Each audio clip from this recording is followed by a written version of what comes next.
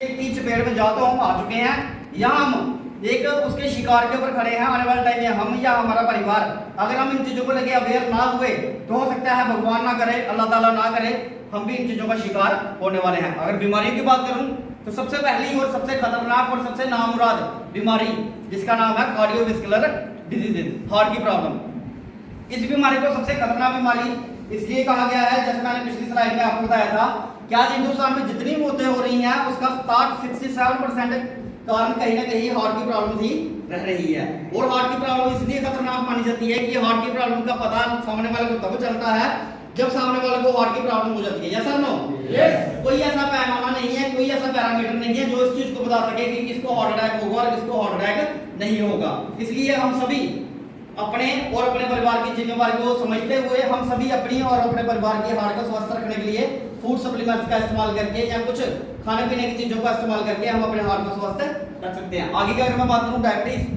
ये भी दुनिया की दूसरी ऐसी बीमारी है जो लोगों को सबसे ज्यादा ग्रस्त कर रही है, लोगों को सबसे ज्यादा पैसा बर्बाद कर रही है और लोगों की जान लेने में सबसे ज्यादा सहायक बीमारी डायबिटीज है। क्योंकि डायबिटीज एक ऐसी प्रॉब्लम है, आने वाले टाइम में जिस भी इंसान के शरीर में डायबिटीज की प्रॉब्लम आ जाएगी वो लाखों रुपए खर्च भी करेगा मगर उसको डायबिटीज की प्रॉब्लम का सोल्यूशन कहीं भी नहीं मिलता। आगे बीमारी की अगर मैं बात करूं आर्थराइटिस गंठिया जिसे हम कहते हैं, ये एक ठंडे इलाके की बीमारी थी मगर आज हमारे हिंदुस्तानियों में मैक्सिमम लोगों में गंठिया देखने को मिल रहा है। उसके बाद मोटापा भी अपने आप में एक बीमारी है, क्योंकि मोटापा एक ऐसी बीमारी है जिसके शरीर में मोटापे की प्रॉब्लम होगी उसको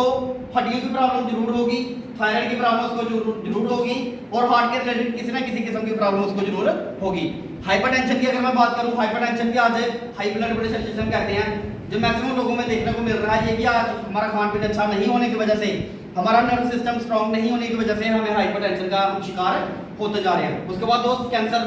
जिसका हम नाम लेने से भी डरते हैं, लोग कहते थे कैंसर का नाम भी नहीं लेना चाहिए मगर आज अफसोस के साथ कहना पड़ता है कि आज 5-5 साल के 6-6 साल के छोटे छोटे बच्चों को कैंसर हो रहा है। ऑस्टियोपोरोसिस, हड्डियों का खोखलापन, ये भी एक ऐसी बीमारी है जिसके शरीर में हड्डियों के रिलेटेड, चाहे हड्डियों में गैप पड़ रहा हो, चाहे हड्डियों में खोखलापन हो, चाहे हड्डियों में लिगामेंट की कमी हो, किसी भी, चाहे उसको कमर दर्द हो,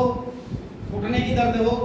कंधों की दर्द हो, किसी भी किस्म की सर्वाइकल की दर्द हो, किसी भी किस्म की अगर सामने वाले के शरीर में हड्डियों की प्रॉब्लम आ जाए तो हमें अफसोस के साथ कहना पड़ता है कि आज मेडिकल साइंस में इसका कोई इलाज नहीं है। नेक्स्ट आगे की अगर मैं दोस्त बात करूं,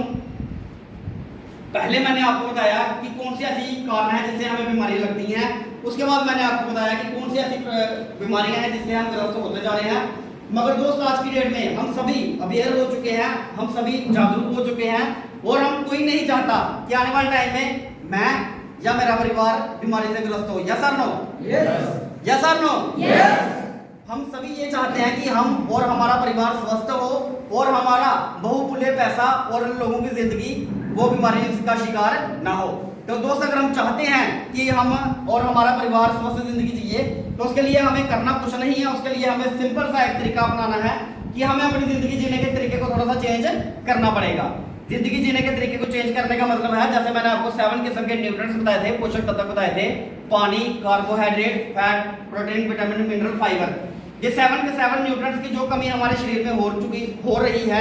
हम जागरूक होके अपनी डेली रूटीन में डेली जो हम खाना खाते हैं खुराक में उसको शामिल करें। और अगर भगवान ना करे हमारे शरीर में कोई बीमारी आ चुकी है तो हम आयुर्वेद का इस्तेमाल करके उस बीमारी को जड़ से ठीक करने का काम यहाँ से कर सकते हैं। नेक्स्ट आगे की दोस्तों अगर मैं बात करूं